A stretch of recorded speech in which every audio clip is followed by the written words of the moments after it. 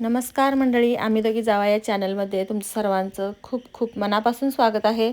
आज आहे सोमवार आणि दर सोमवारी आम्ही ईश्वराच्या मंदिरामध्ये म्हणजे आमच्या गावातल्या महादेवाच्या मंदिरामध्ये पाया पडायला जातो आम्ही. म्हणजे आम्ही सगळेच जातो, घरातली मुलांची शाळा असते त्यामुळे मुलं फक्त नसतात, नाहीतर आम्ही सगळे जातो.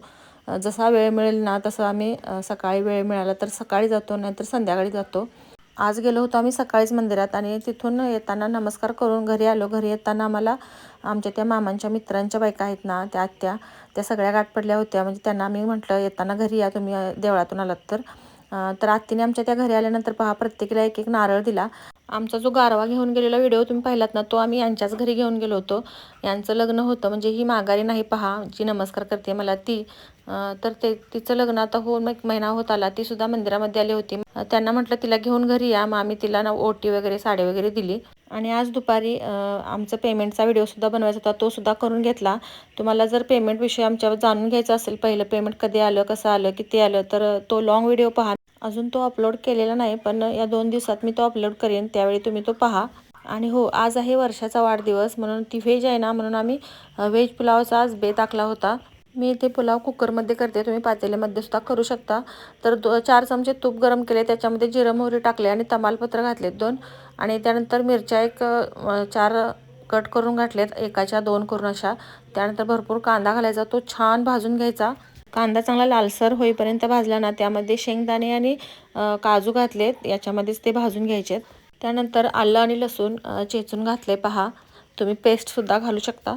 हे सगळं भाजल्यानंतर चांगलं ना, मी तांदूळ अर्धा तास अगोदरच स्वच्छ धुवून ठेवले होते, तर ते तांदूळ आता त्याच्यामध्ये घालायचे आहेत.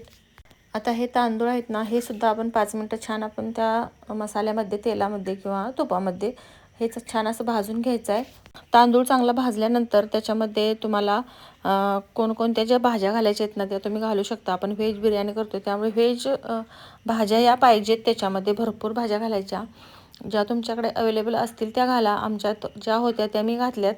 बटाटा घातला आहे, टॅमॅटो घातला आहे, परत शिमला मिरची घातली आणि थोड्याशा श्रावणगडीचे 4च शेंगा आमच्या घराच्या पाठीमागच्या वेळेला गावल्या होत्या. म्हटलं त्या उगाच इकडे तिकडे पडून जातील, म्हटलं त्या पण टाकूया, तर त्यासुद्धा घातल्यात. आणि हो, थोडंसं वांगं पण घातले ना, अगदी छोटंसं वांगं होतं. वर्षा म्हणत होती, अहो वांगं कशाला घालताय, वांगं कोणी घालते का मसाले भातात? तर म्हटलं अगं असू दे, त्याला काय होते, ती पण एक भाजीच झाली. तर आम्हाला दोघींना पण आवडतं वांगं, म्हणून म्हटलं घालूया चला. त्यानंतर सगळ्या भाज्या मिक्स करून घेतल्या आणि त्याच्यामध्ये मग गरम मसाल्याचं एक छोटं पाकीट घातले आणि कोथिंबीर आणि चवीनुसार मीठ घालायचं आणि गरम पाणी घालून भात आपला शिजायला ठेवायचा. भाताची शिट्टी जास्त, जर कुकरमध्ये भात असेल ना तर एकच शिट्टी होते, त्याच्यामध्येच भात शिजतो. आणि जर थोडासा कमी असेल तर एक 2-3 शिट्ट्या करून घ्यायच्या. मसाले भात झाला आणि सगळं झालं. आणि आम्हाला अचानकच आमचं ठरलं की कोल्हापूरला जायचं, रंकाळ्यावरती फिरायला. रंकाळ्यावरती आता नवीन म्युझिक फाउंटेन चालू केले पहा आहे. तर इथे यायला अजून आम्हाला जरा लवकरच गेलो होतो आम्ही, त्यामुळे म्हटलं आधी महाद्वार रोडला जाऊन जरा खरेदी वगैरे किरकोळ होती, त्यामुळे तिथे खरेदी वगैरे केली आणि मग आम्ही रंकाळ्यावरती आलो. रंकाळ्यावरती आल्यानंतर पाहिलं तर काय, तिथे म्युझिक चालूच नव्हतं, ते लाईट वगैरे शो नव्हता तिथे. कारण चौकशी केली तर तिथे आम्हाला सांगितलं की अजून एक रेग्युलर चालू व्हायला अजून महिना जाईल. 2 दिवसापूर्वी त्याचं उद्घाटन झालं. आता त्याची ट्रायल घेतली होती आणि त्याचे बरेच व्हिडिओ व्हायरल झालेत आता सोशल मीडियावरती. रंकाळ्यावरती जे म्युझिक होतं आहे ना, ते आता सगळीकडे पाहायला मिळते, म्हणून आम्ही सुद्धा पाहिलं. म्हणून म्हटलं चला आपण पण जाऊन पाहून येऊया. तर देवेंद्र फडणवीससुद्धा आले होते तिथे उद्घाटनासाठी. थोडक्यात काय, तुमच्यापर्यंत जर तो व्हिडिओ पोहोचला असेल आणि तुम्ही पण जाणार असाल तिथे, तर जाऊ नका, कारण अजून महिना जाणार आहे ते रेग्युलर चालू व्हायला. आणि एवढी सगळी खटाटोप आम्ही करून संध्याकाळच्या वेळेला घरात जेवण आवरून आम्ही केक कापायचं पण घरात थांबवलं आणि फिरायला म्हणून रंकाळ्यावर म्युझिक पाहायला गेलो, पण ते सगळं फसलं आमचं. आता म्हटलं केक कुठे कापायचा, घरी जाईपर्यंत उशीर होणार, म्हणून आम्ही बोटिंग करायला घेतलं. बोटिंगमध्येच म्हटलं आता वर्षाचा केक कापूया. जेवढी मजा आम्हाला घरात केक कापताना येते ना, तेवढी मजा मात्र नाही आली, कारण आम्हाला घरामध्ये संध्याकाळचे ना केक कापायचा, कोणाचाही वाढदिवस असू दे, लहानांचा किंवा मोठ्यांचा, आमच्या घरामध्ये संध्याकाळची भरपूर मंडळी शेजापाजारची गोळा होतात आणि सगळ्यांच्या मज्जा मस्ती करत, धमाल करत आम्ही केक कापतो. इथे सुद्धा भारी वाटलं, नाही असं नाही, पण तेवढं घरामधल्यासारखं नाही.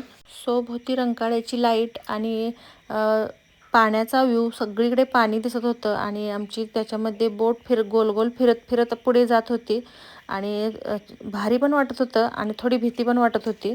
अशा पद्धतीने आज आमच्या वर्षाचा वाढदिवस असा आम्ही बोटीमध्ये साजरा केला, रंकाळ्याच्या पाण्यामध्ये बोटीमध्ये बसून. तर आज काहीतरी जरा वेगळं झालं आमचं. आणि बोटीमध्ये बसून ना आमच्या पोरांचं लक्षच नव्हतं त्या केककडं आणि हॅपी बड्डे म्हणण्याकडं सुद्धा लक्ष नव्हतं, कारण त्यांचं लक्ष फक्त पाण्याकडं होतं. स्वयं तर इतका भ्यालेला होता ना त्याच्यामध्ये, तर त्याने केकसुद्धा तोंडामध्ये घेतला नाही आणि शौर्यनं पण घेतला नाही. बाहेर आम्ही बोटीमधून जेव्हा बाहेर गेल्यानंतर त्यांनी मग केक घेतला आणि तो तिथे बसूनच खाल्ला बाहेर गेल्यानंतर. तोपर्यंत आतमध्ये काही दोघांनी केक घेतला नाही. स्वयं तर खूप जास्त भ्याला होता. त्यानंतर आम्ही सगळ्यांनी वर्षाला केक चारला, आम्ही पण खाल्ला. आणि गाडी आमची जरा जास्त लांब लावली होती, तिथून आम्ही चालत आलो होतो इथेपर्यंत बोटीच्या त्या पॉईंटपर्यंत. आणि तिथून थोडासा केक राहिलेला परत कुठे न्यायचा म्हणून तो सुद्धा संपवला. आता येताना तर अखंड केक कापायचा होता त्यामुळे तो आला इथेपर्यंत, पण आता जाताना थोडासा राहिला आहे म्हटल्यावर कोणी नेणार आहे का तिथेपर्यंत? तर नाही. तर तिथे एक दोघांना आम्ही दिला बोटवाल्यांना. त्यानंतर तो आम्ही संपवला सगळा आणि मग तो बॉक्स तिथेच टाकला, कारण आम्हाला घरी आणायचा होता केक आमच्या आत्तींना.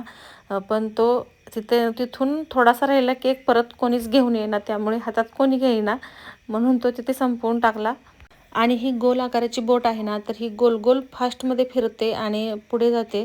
तर आम्ही गोल गोल फिरू दिली नव्हती शेवटपर्यंत, कारण मुलं होती सोबत आणि भीती पण वाटत होती पाण्याची, कारण ते बोटीच्या कडेने ना पाणी वरपर्यंत आलं होतं आणि ते वाटत होतं की आतमध्ये येते की काय. तर शेवटी थोडासा 1 मिनटं फक्त त्यांना आम्ही फिरवायला लावलं गोल गोल. तर एवढ्या फास्टमध्ये ते फिरत होतं ना, तर लगेच आम्ही थांबवलं आणि मुलं खूप भ्याली होती त्यामुळे ते थांबवलं. फक्त थोडासा शॉट घ्यावा म्हटलं म्हणून त्यांना थोडंसं फिरवायला लावलं. नाही तेवढंच फिरवलं, जास्ती काही नाही फिरवलं. तर इथे वेगवेगळ्या प्रकारच्या बोट होत्या पहा. तर इथे पहा ही कसली बोट आहे. तर अशी वेगवेगळी नावं आहेत या बोटींची.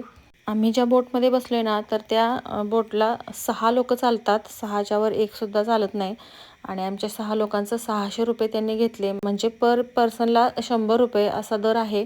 आणि दुसऱ्या बोटना म्हणजे वेगवेगळ्या बोटना वेगवेगळे दर असतील, त्याची काही आम्ही चौकशी केली नाही.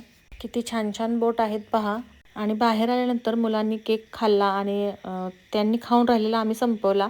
केक खाऊन तर आमचं सगळ्यांचं पोट भरलंच होतं. पण शेवटी रंकाळ्यावर आलो आहे म्हटल्यानंतर रंकाळ्यावरचे जे हे गाड्या आहेत ना, तर याच्यावरती जे खाऊ मिळतो तो खूपच टेस्टी असतो. तिथे असं वाटतं की सगळेच पदार्थ थोडे थोडे टेस्ट करावेत. तर सगळ्यांनी आम्ही एक एक पदार्थ खाल्ला. कोणी नूडल्स घेतले, कोणी रगडा घेतला, तर कोणी भेल घेतली, कोणी दहीपुरी घेतली. तर अशा प्रत्येकीनं वेगवेगळे घेऊन ना त्याची टेस्ट बघितली. म्हणजे प्रत्येकीनं एक एक आयटमच घेतला, जास्ती काय नाही घेतलं. आणि एवढंच खाऊन आमचं फुल पोट भरलं होतं. तर मंडळी आजचा दिवस आमचा असा गेला. तर तुम्हाला कसा वाटला कमेंटमध्ये सांगा. व्हिडिओला एक लाईक नक्की करा. चॅनलवरती नवीन असेल तर चॅनलला सबस्क्राईब करा. धन्यवाद.